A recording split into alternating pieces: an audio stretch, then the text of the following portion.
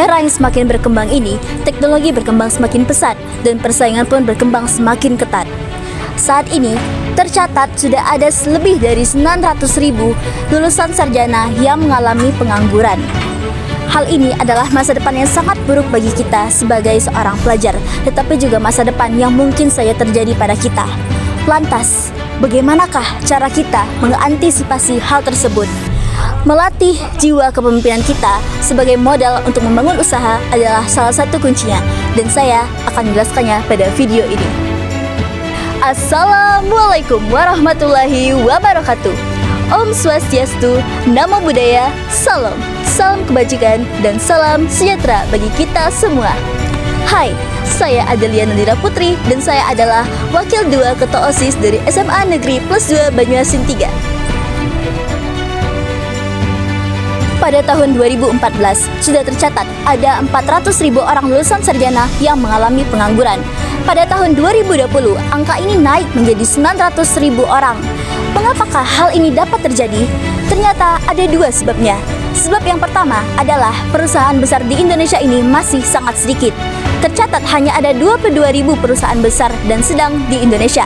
Hal ini masih sangat sedikit dibandingkan dengan lulusan sarjana yang keluar setiap tahunnya.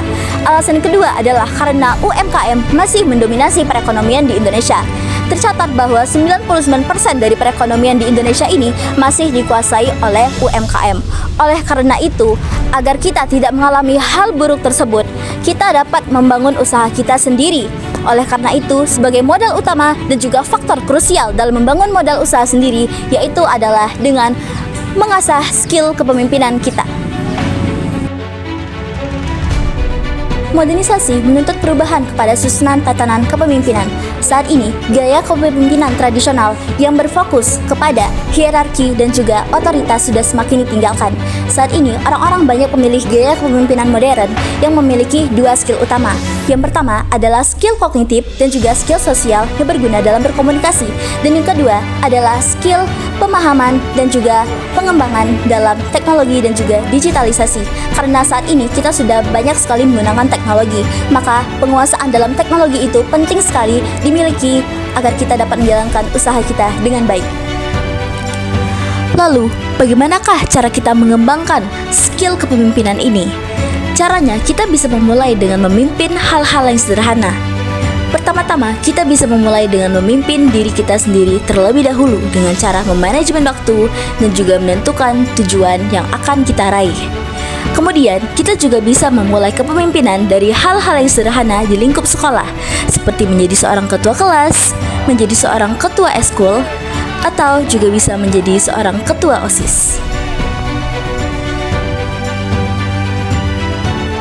Tingginya angka pengangguran yang ada mengingatkan kita bahwa kita tidak bisa bergantung kepada kesempatan kerja yang ada. Kita harus berantisipasi dengan membangun usaha kita sendiri. Kepemimpinan yang modern, inovatif, dan adaptif menjadi salah satu kuncinya.